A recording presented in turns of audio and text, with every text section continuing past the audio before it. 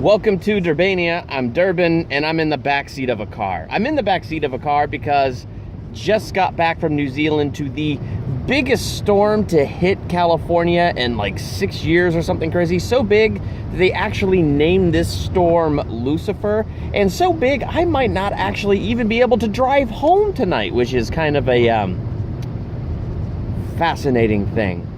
Anyway, so I figured with all this time to kill in this huge traffic jam that I'm stuck in, sitting in the back seat of the car, might as well go ahead and do my spoiler-free review for Matt Damon's, well, it's not really his, but for The Great Wall starring Matt Damon. So here we go.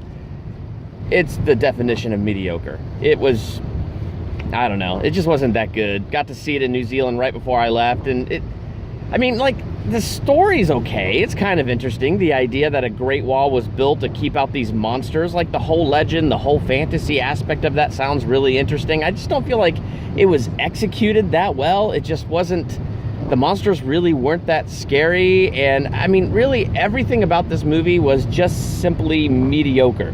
Matt Damon did a good job portraying his character, and that his character grew from being a soldier for hire to learning to fight for something greater than himself.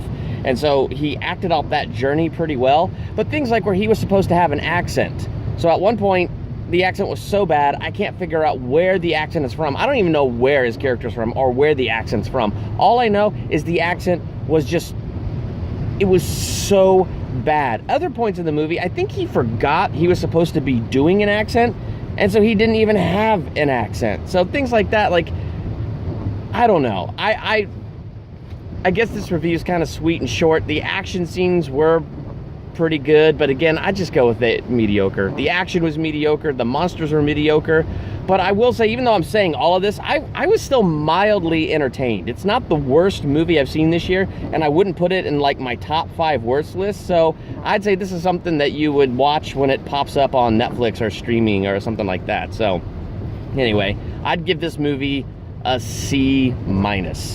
Coming up here on Durbania next week, my New Zealand adventure that my wife and I did, which was awesome. We got to go to all the awesome Lord of the Rings sites and locations and things like that. I look forward to putting that together in a video for you guys, so that should be up next week. So, all right. Oh, that car light just blinded the camera. Here we go. All right, so I'm taking off now because I'm getting car sick in the back of this car. So have a good one, and with all this rain, hopefully I'll be able to do Lego Batman and John Wick 2 this weekend, but this rain might prevent me, but I'll get those out as soon as I can. Thanks for checking out Durbania.